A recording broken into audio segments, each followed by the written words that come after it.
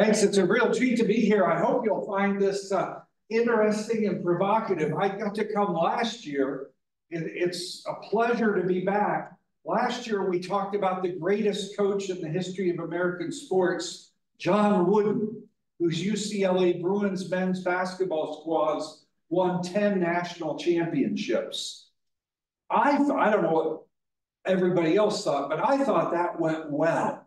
And that convinced me that sports or athletics might be a good context in which to think about, I think, a crucial difference, certainly a difference John Wooden saw very clearly, between winning and excelling. If your top priority is to win, you may do things that don't contribute to or undermine your excellence. On the other hand, if excellence is your priority, I think winning becomes a byproduct of the pursuit of more important things. So I'm going to talk today about the second greatest coach in the history of American sports. Who, you could debate this, but this is what people at the Sporting News and Sports Illustrated and ESPN say. So who am I to gainsay them? And again, this is not really about sports, because these two great coaches weren't really about sports. For example, Bill Walton, the best or second best player John Wooden ever coached, said, Coach Wooden never talked about winning and losing. He never talked about shots or rebounds or passes. He never even talked about basketball. He talked about who you are as a person, because he believed if you became a good person, you stood a chance of becoming a good basketball player. Let's rephrase that. If you become a good human being, you stand a chance of becoming a good physician. So today we're going to talk about another person who I think not only said this, but believed it and lived it. Somebody who thought that what really matters is who we are as persons, and who we are as physicians or surgeons or radiologists or whatever, that comes second. The Green Bay Packers were regarded in their day as the greatest team in the history of professional football. And of course, their coach from 1958 till 1967, I guess 68, was Vince Lombardi. And I want to tell you about Vince Lombardi. You might say Vince Lombardi seems pretty far removed from medicine. But I think sometimes it helps to step outside of our field. And I would encourage you, as I'm talking about Vince Lombardi, to think about Vince Lombardi not as somebody you're supposed to emulate, but look at this portrait of Vince Lombardi as a mirror in which you can see yourself. This talk isn't really about Vince Lombardi, it's about you. And I hope you see yourself or think about yourself in this talk. Let's go to the next. So that's Vince Lombardi as a boy. He was born in Brooklyn, the Sheep's Head part of Brooklyn, in 1913, the son of a butcher. He was the oldest of 5 children, had brothers and sisters. He was an altar boy. He planned to study for the priesthood, but at age 15 changed his mind. Why? Because there were 2 things he liked that the priesthood wouldn't permit. One was to play football, and the other was girls. So he decided not to become a priest, but he was, because he raised his younger siblings to some degree, comfortable with authority, and in fact, something of a disciplinarian. Next slide. So Vince Lombardi loved football. He got a football scholarship to Fordham University in New York, where he played right guard. We know that, by the way, even back then, football was a big man's game in the 1930s. Vince Lombardi, at peak playing condition, stood 5 feet 8 inches tall, weighed 180 pounds, and he was an offensive lineman.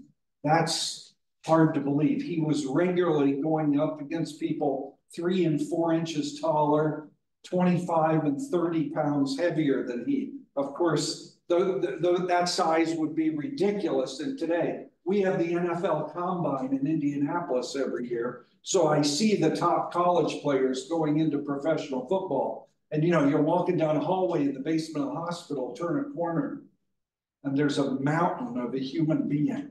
somebody who weighs 300 pounds right in front of you. So it was, in some respects, a different game then. But anyway, Lombardi was known as one of the 7 blocks of granite of the Fordham line. They played both offense and defense. Lombardi's specialty was offense. He was the right guard. And while he was playing at Fordham, he met the only girl he ever dated. By the way, John Wooden always said that his wife, Nell, was the only girl he ever went with. Vince Lombardi dated one girl, and he stayed married to her for the rest of his life. I'm not trying to suggest you should emulate that practice, but it is intriguing that the 2 greatest coaches in the history of American sport both exhibited extraordinary, I don't know, maybe lack of imagination and spirit of adventure. On the other hand, maybe incredible loyalty in their romantic lives, let's say. Next slide. So he then goes to St. Cecilia, Saints as it was known. He took the job not because he'd get to be the assistant football coach, but because he would get to teach Latin, chemistry, and physics. His initial salary, $1,000. That's not a week or a month, that's a year.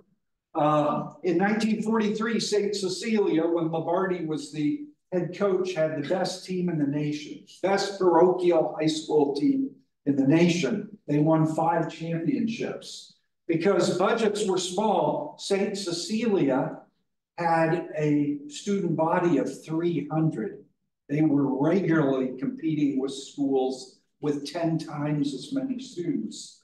That meant everybody had to do double and triple duty. So Lombardi coached the basketball team. He knew nothing about basketball. He didn't like the sport of basketball, but he had to coach the team. He bought a book by the head basketball coach at Southern Methodist University. It was 20 years old. It was written when you still had a center jump every time a basket was scored. But Lombardi read that book like the Bible and used it to coach his team. They actually won the parochial school state championship in New Jersey.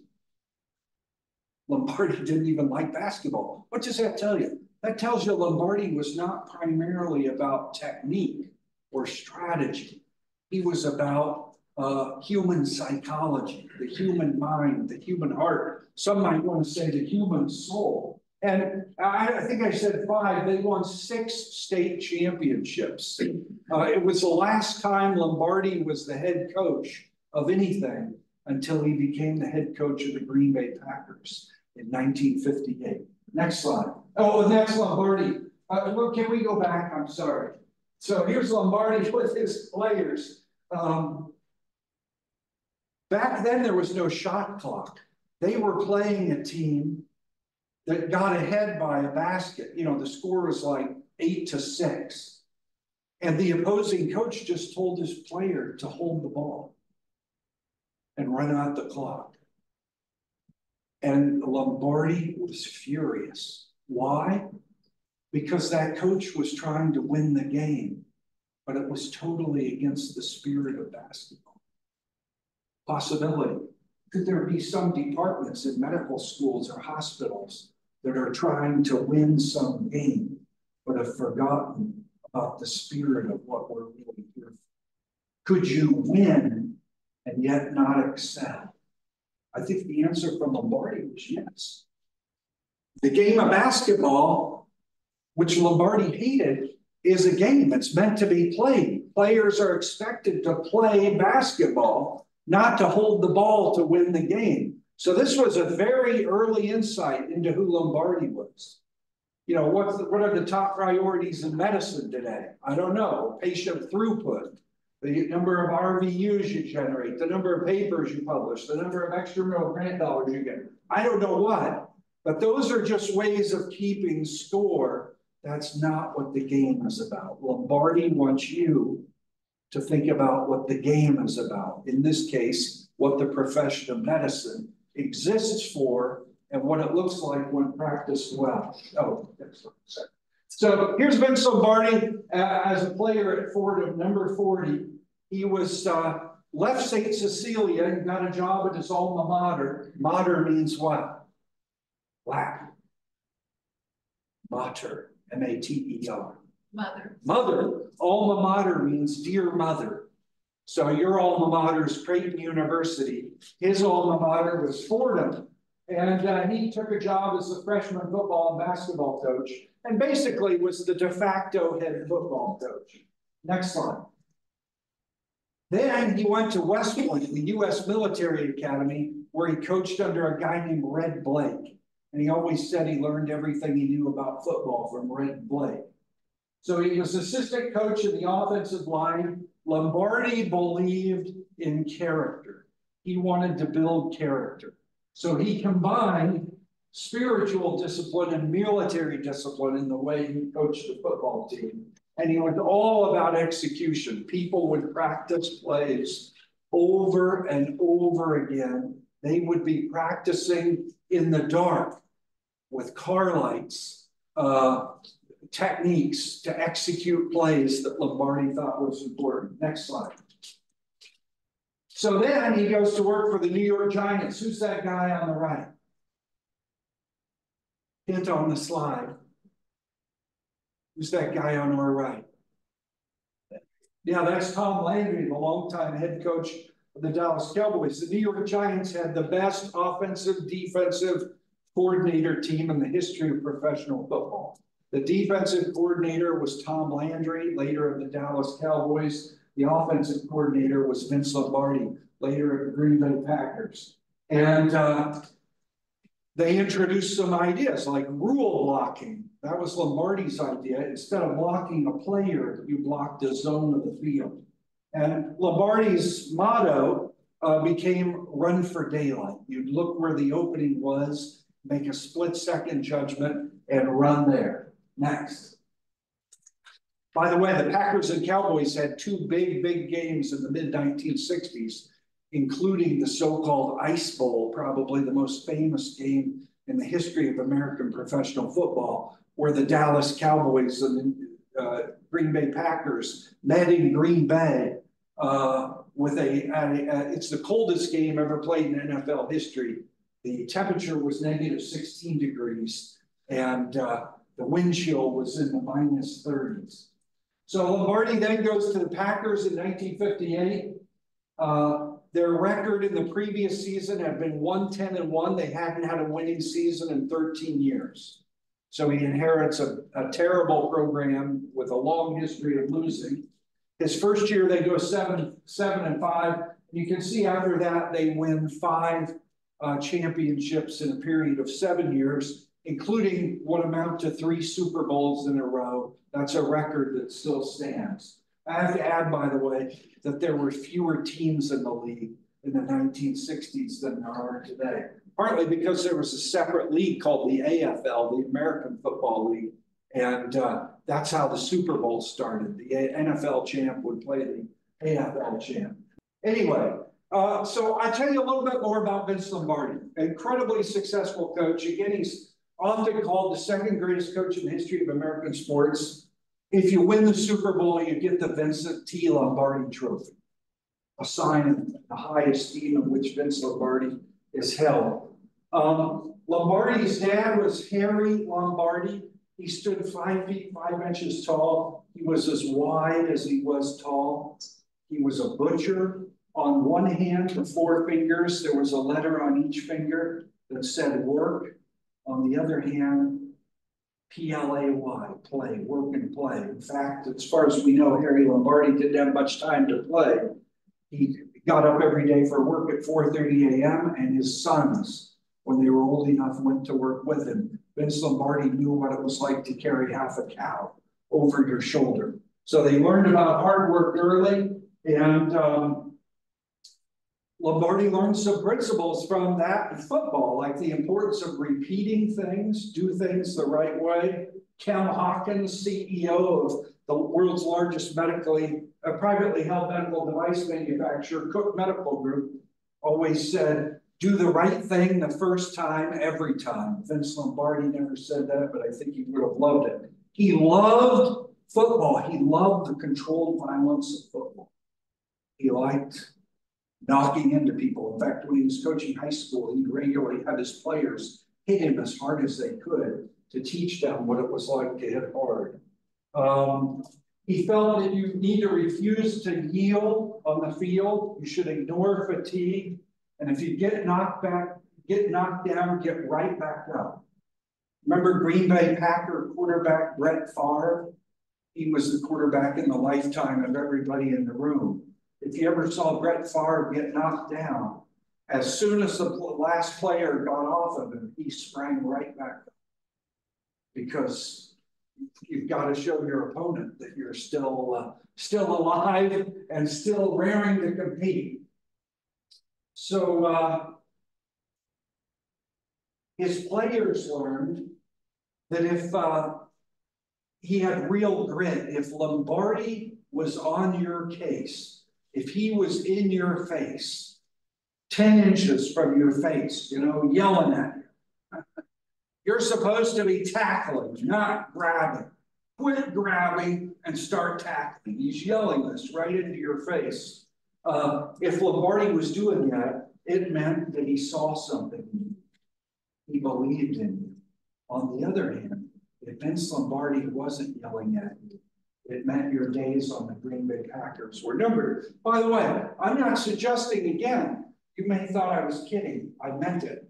I'm not suggesting you emulate Vince Lombardi, like get in the faces of the medical students or residents or junior faculty or the chair or the dean or the CEO. That's not the point. The point is Lombardi really cared. He wanted to bring out the best in each person on his team, and he did that to the best of his ability. Who are you trying to bring out the best? How many radiology residents or faculty members can honestly say, when I come to work in the morning, my top priority is to bring out the best in the people I work with? I'm always asking myself, how can I help this person perform better? How can I bring out what's best in her, what's best in him? I don't think that's something most of us are trained to do in medical school or residency, life on the faculty or in community practice or whatever, but maybe it's something we could learn to do.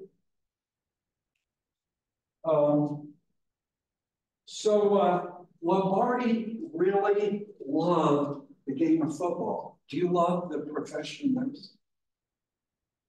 You love the profession of medicine. Vince Lombardi loved the game of football. He was really curious about it. He had a loose leaf binder full of knowledge about football, except it was not written with a 26-character alphabet. It was written with a 2-character alphabet, X's and O's, right? Because that's the language of football. And he had a play. It became to be called the Packers Sweep. That was their #1 offensive play. They practiced that day after day, long into the night, the Packers Sweep. And he loved that play partly because it made the right guard, maybe the most important person on the team, who played right guard for the Green Bay Packers.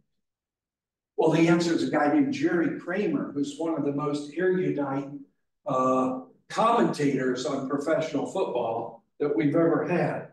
But to Lombardi, the Packers Sweep meant freedom with instruction. If you want to be Elton John, you first got to learn to play the piano. You've got to learn the structure, how a piano is put together and what sounds different keys make and so forth. If you don't have that, you can't express yourself on the piano.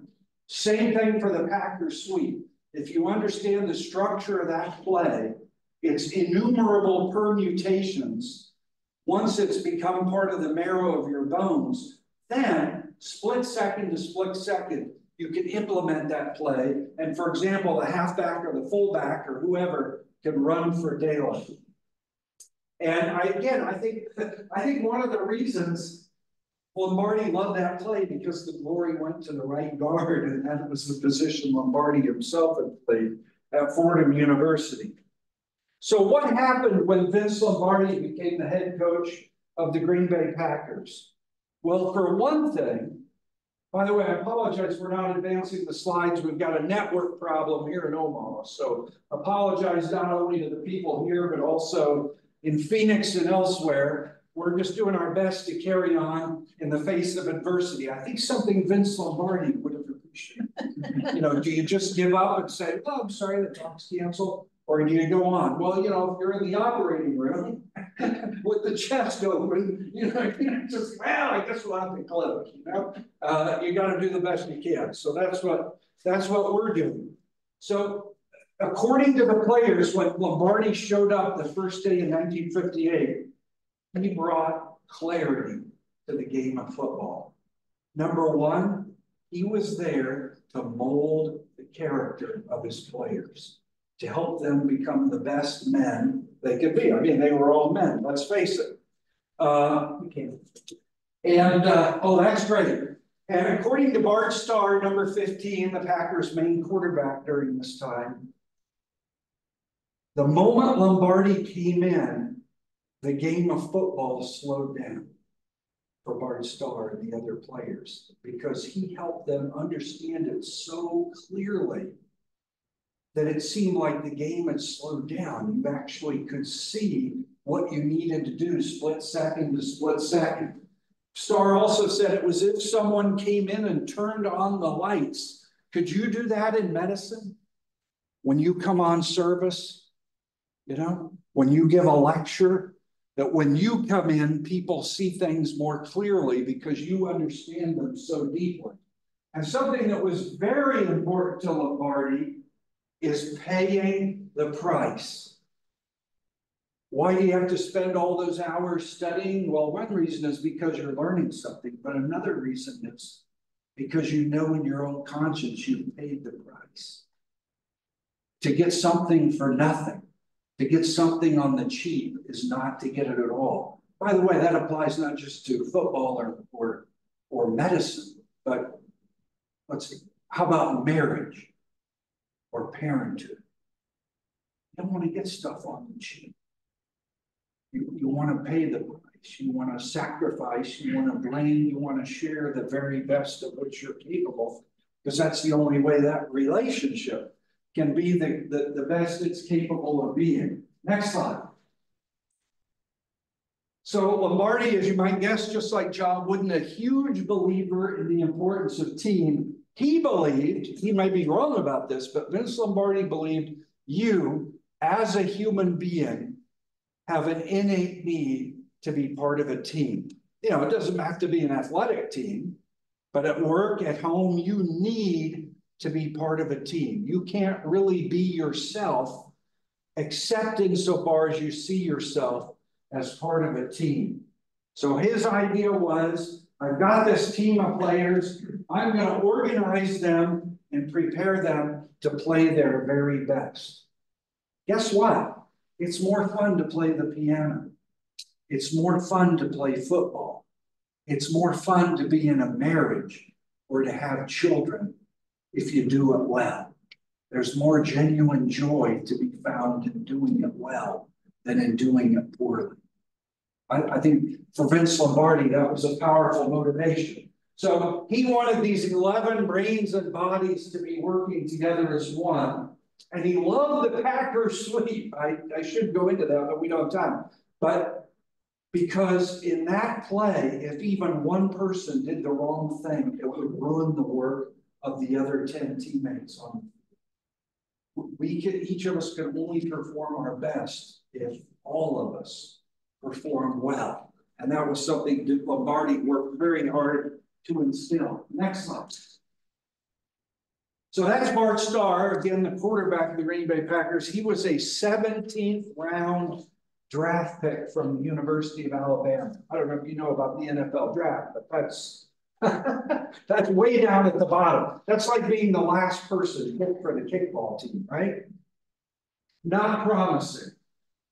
But Bart Starr, of course, is in the Hall of Fame. How did that happen? Because Vince Lombardi helped Bart Starr realize what he was capable. Starr was capable of more than him. Vince Lombardi helped him do that. One day in practice, Bart Starr, in a scrimmage game, Bart Starr threw a pass that got tipped and intercepted. Lombardi went ballistic on Starr. Starr said, "Coach, can I see you after practice in your office?" Starr went in and said, "Coach, I can take all the chewing you can dish out. But if you expect me to lead this team, you can't do it in front of the team. Call me into your office and let me have it, but don't embarrass me in front of the team. How many times did Vince Lombardi yell at Bart Starr in front of the team over the course of a decade? The answer is one. Lombardi never yelled at him again. Why? He loved football. He loved excellence. It wasn't about Vince Lombardi. Everybody does what I say. My authority is unquestioned. It was about how do I make this team the best it can possibly be. He realized Starr was right. So he never yelled at Bart Starr again. Next slide. This is Paul Hornung.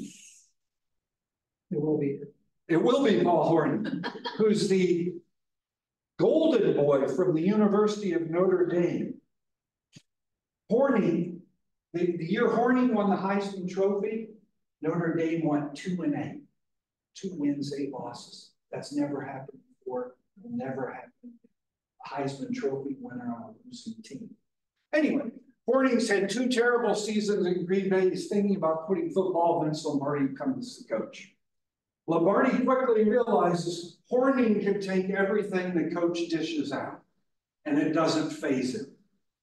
So Vince Lombardi feels free to yell at Paul Hornung whenever he needs to, and sometimes he really needs to. People like Paul Hornung and Max McGee can get into some trouble. Next slide. The next slide shows Jim Taylor, the Packers fullback. Lombardi realized for Jim Taylor to play his best, he needs to be angry.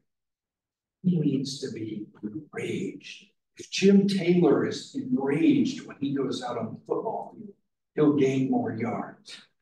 So Vince Lombardi goes out of his way to enrage Jim Taylor. By the way, all 3 of those guys are in the Football Hall of Fame. This is incredible. Lombardi coached in Green Bay for less than a decade. 13 of those players are in the Football Hall of Fame in Canton, Ohio.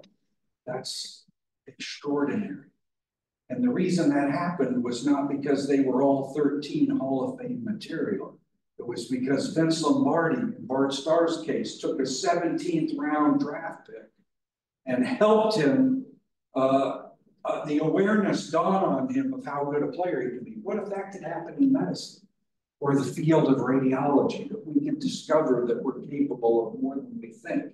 We can excel to a greater degree than we think. We can do each other a lot of good by helping one another realize that and then act on it.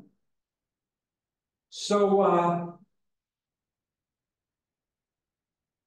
Lombardi was a master psychologist. He didn't treat Jim Taylor the way he taught Paul Hornung, the way he taught or coached Bart Starr. And I think there's a lesson for that in us.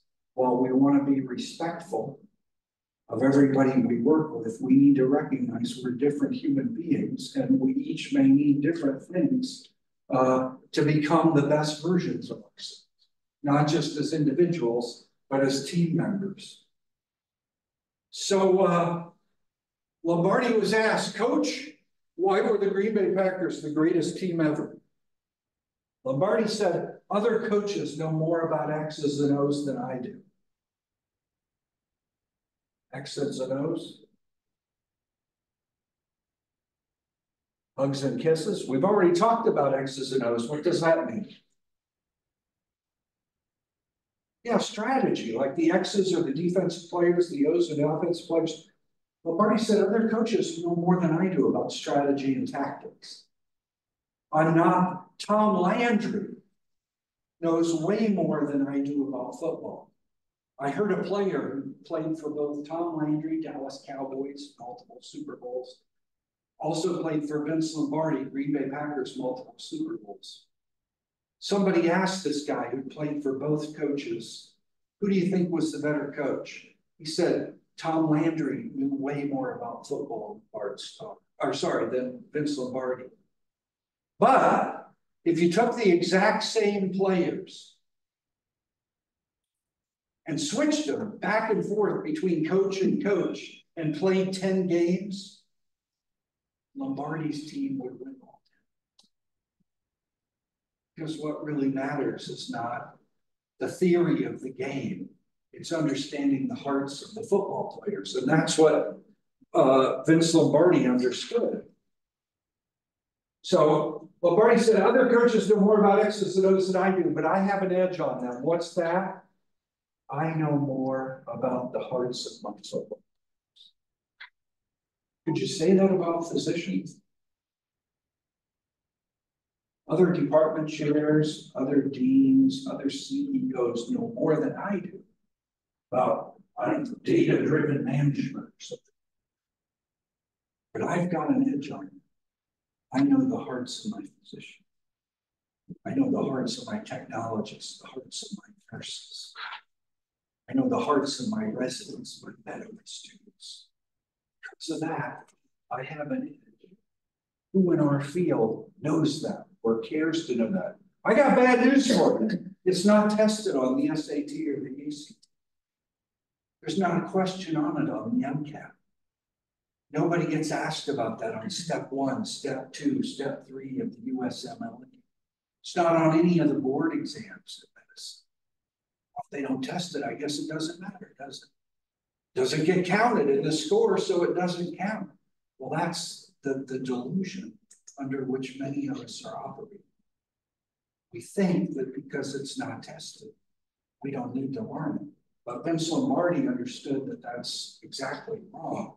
That's in fact one of the very most important things we can learn. So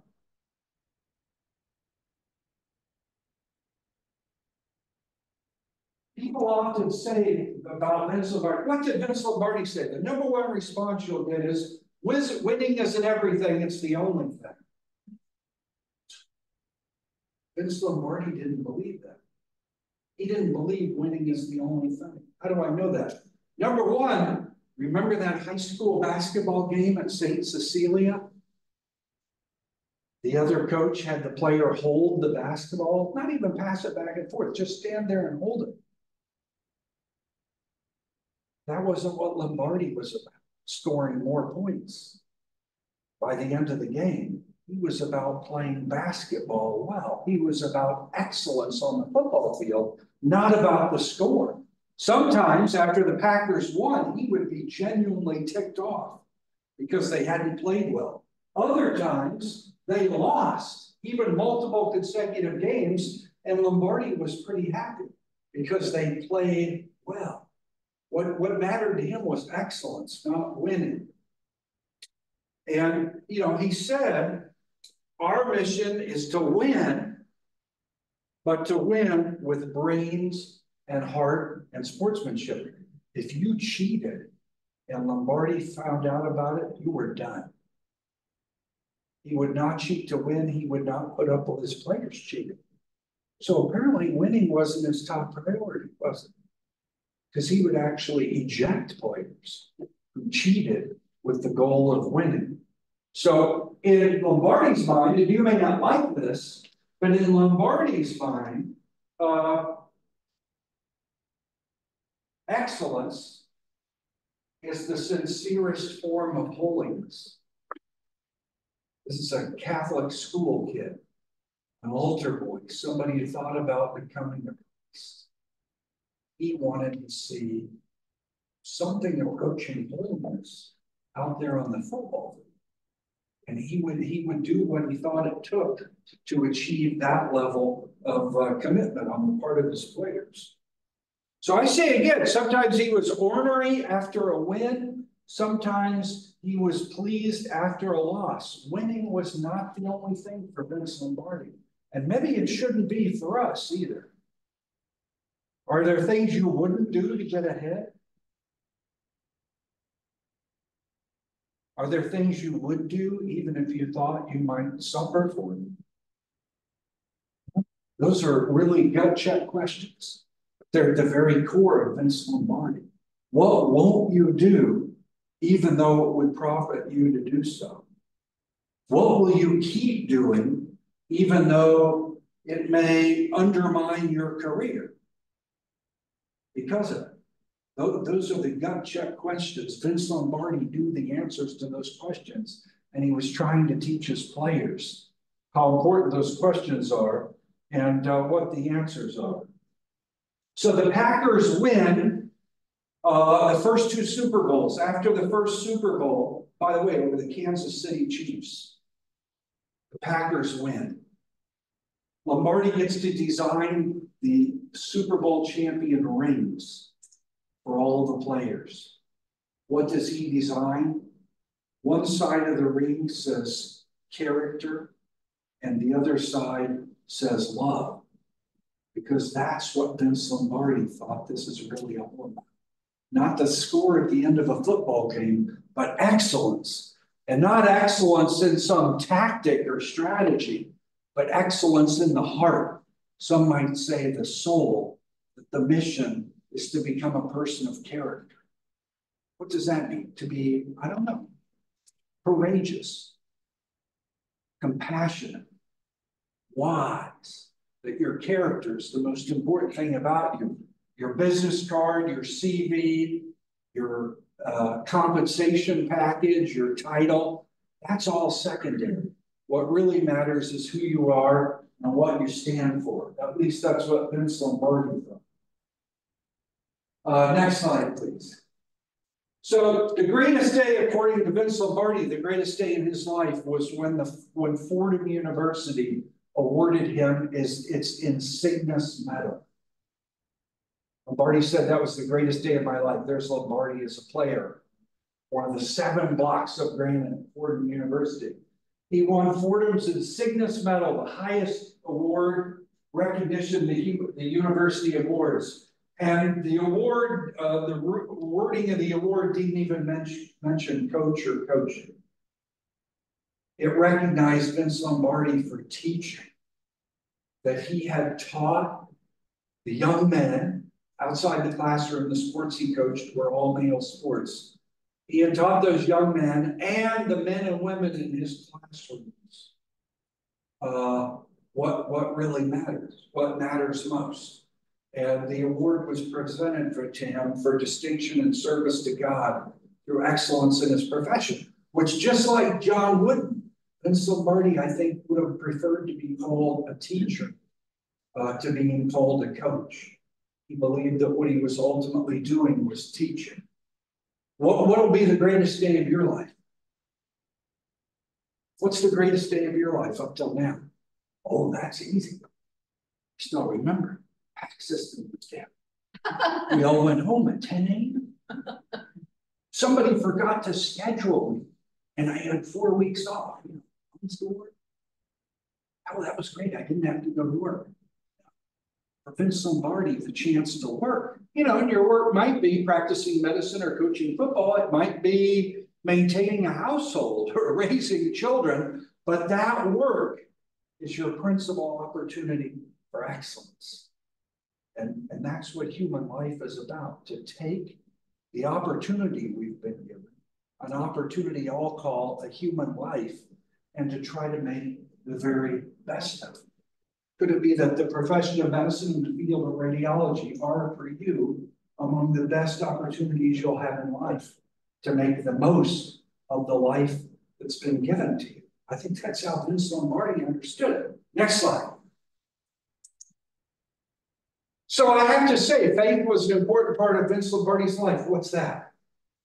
That's St. Willibrord's Church in downtown Green Bay, Wisconsin, then located a few blocks from the Packers' offices. Every morning, according to his wife, Marie, every morning Vince Lombardi got up and dropped to his knees and prayed.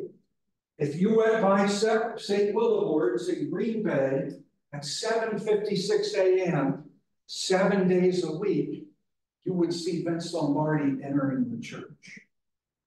You could actually wave to him. 7 days a week, he never missed.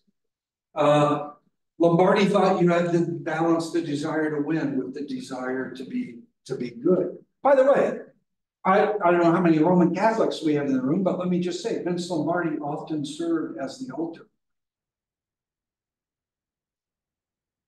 while he was coaching the Green Bay Packers.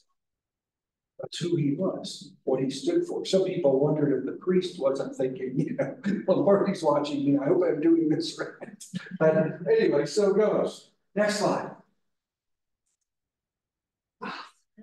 Bugbear is back.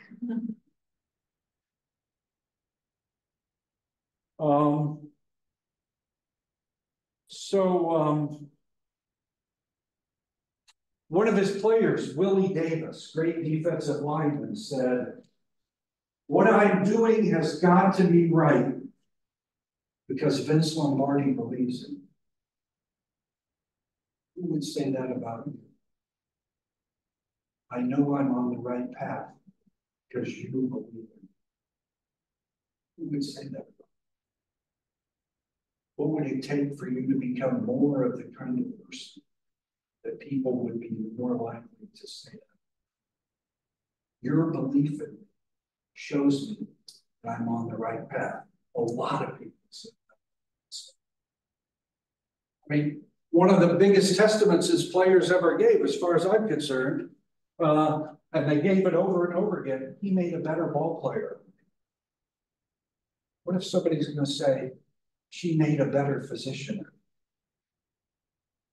She made a better human being.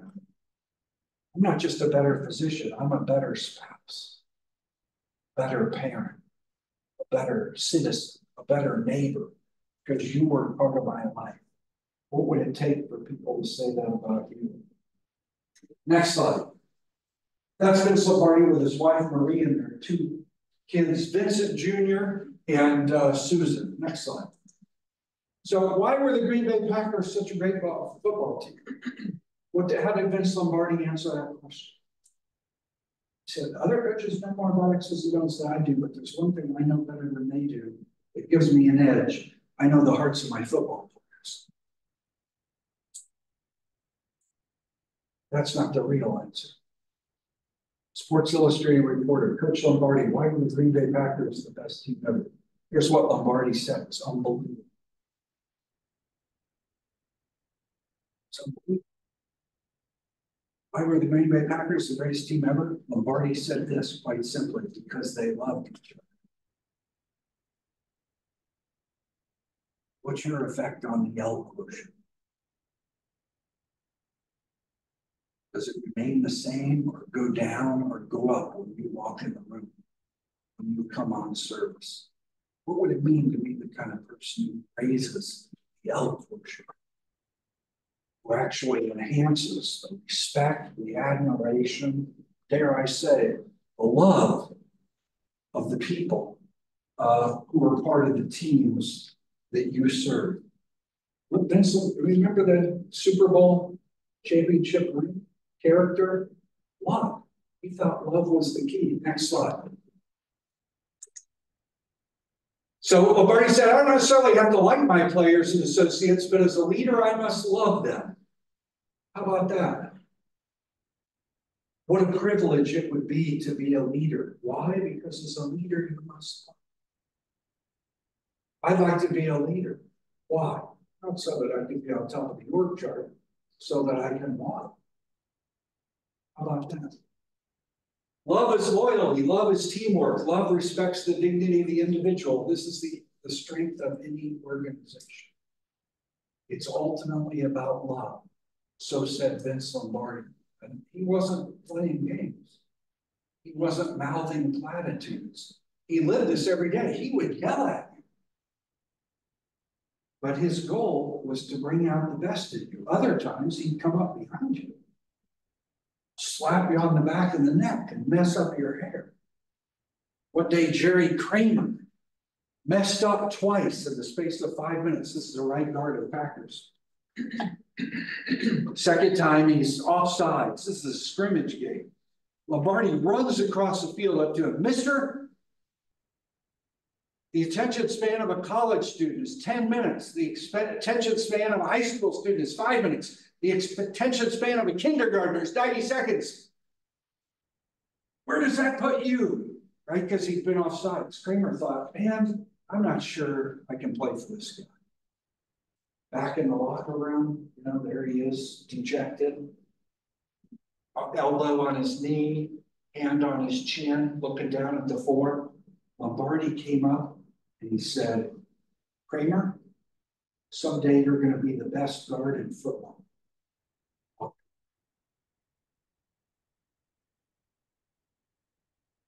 Jerry Kramer was the last of the 13 Lombardi era Packers to be elected to the Football Hall of Fame. It took a long time, decades. But you know, Lombardi he believed it. And he wanted you to be the very best you could be. Who among us is so invested in the people we work with that we dream about bringing out the best, helping to become the best version of themselves? That's who Vince Lombardi was. That's who he did. It's just wrong to say that for Vince Lombardi, winning was the only thing. Winning was not the top. Excellence was the top. What does it take to excel? To have somebody who believes in you and who loves you, and is going to do their very best to coax out the excellence in you. That's what Vince Lombardi stood for. I think we need more people like that in medicine. So if all you read is what's in radiology textbooks and journals, if the only talks you ever hear, you know, about some new MR pulse sequence or something like that, you're never going to become the radiologist you're meant to. Because no field in medicine contains some of the biggest truths about what it takes to excel as a physician and a human being. For that, we have to look outside of radiology and outside of medicine. We have to look to people who really understood what that is. And among those people are Vince Lombardi. Who knew that a football coach could have so much to teach a group of physicians? But I think it's true. Excellence is more important than me. All right, I'll stop there. I hope there are some comments or questions. I apologize again for our AV travails, but that's life in the 21st century. I think maybe all the slides eventually showed up. I mean, intermittently, but yeah. I have a question for you. And maybe you can kind of guess on this, or maybe you know it specifically. So for someone like Bart Starr, if you're Lombardi and you're focused on the individual, do you, when you're building a team, do you think he built the team around the strengths of Bart Starr, or do you think he was able to bring out in Bart Starr the things that allowed the team to win? I think the latter's the case. Bart Starr, for example, was not the best passer on the Green Bay Packers. For most of that time, it was a guy named Zeke Bratkowski. But Bart Starr was smart, almost cerebral, you know, for a football quarterback. And he really believed in Lombardi.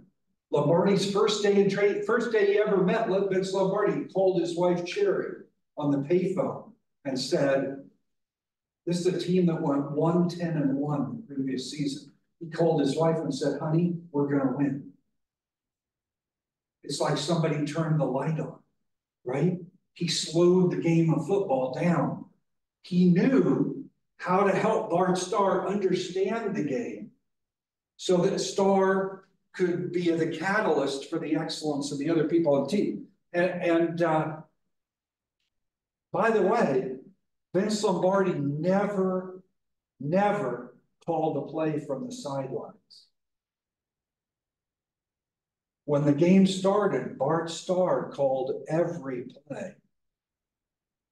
There was no radio communication, no, signaling from the sidelines.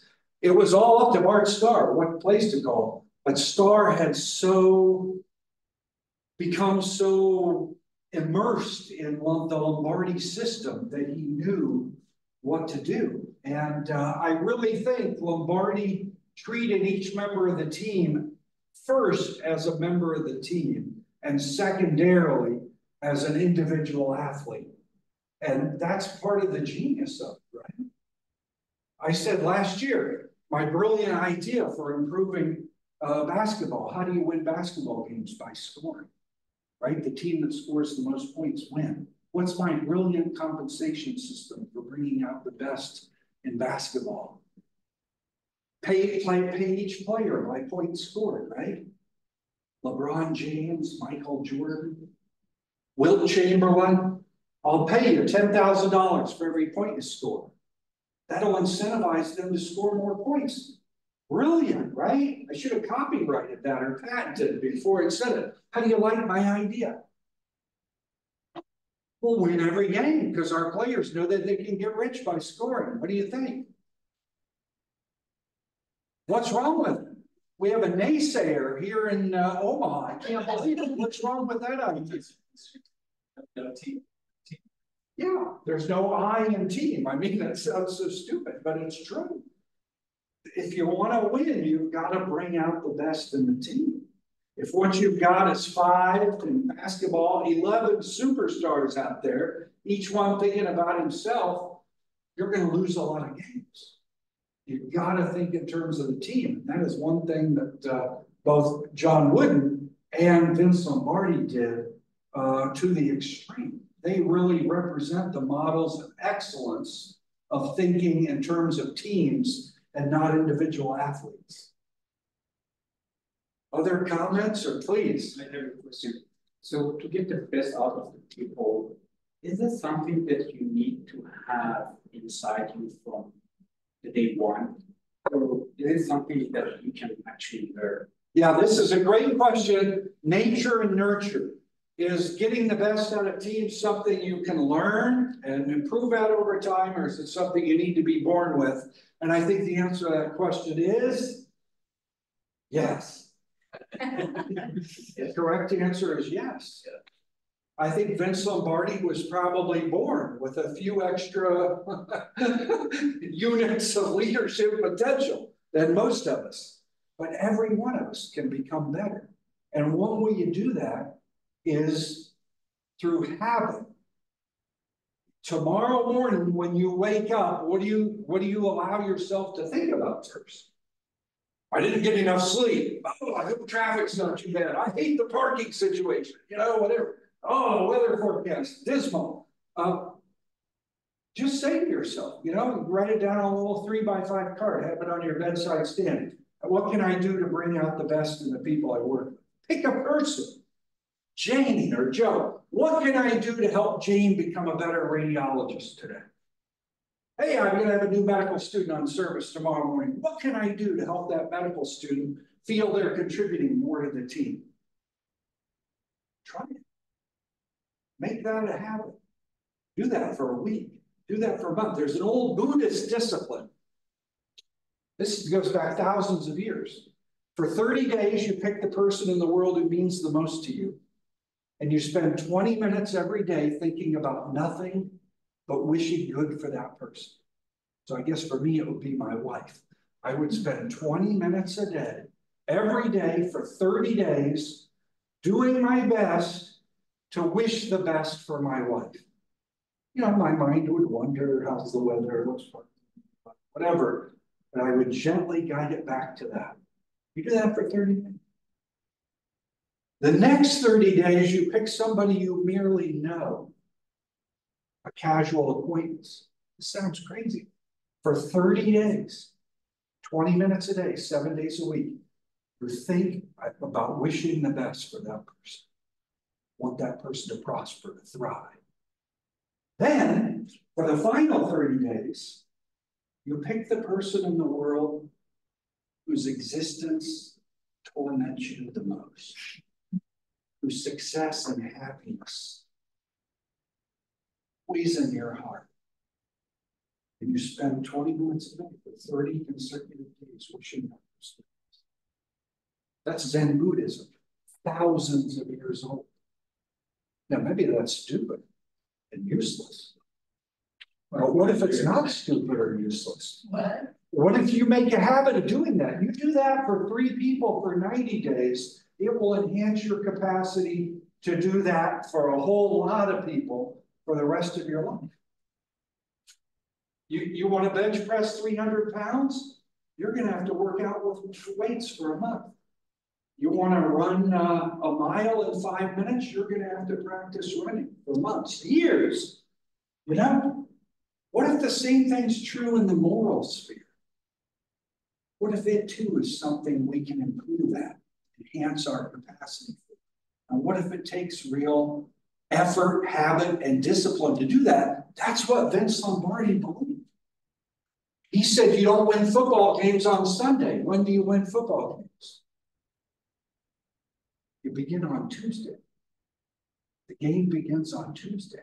Yeah, the clock may not start till Sunday at 1 p.m. But you start on Tuesday. It's a habit. It's a discipline. And I don't think we teach that in medicine. And, you know, suturing technique or, you know, pulmonary nodule detection, fine. But this is something else we can make a habit and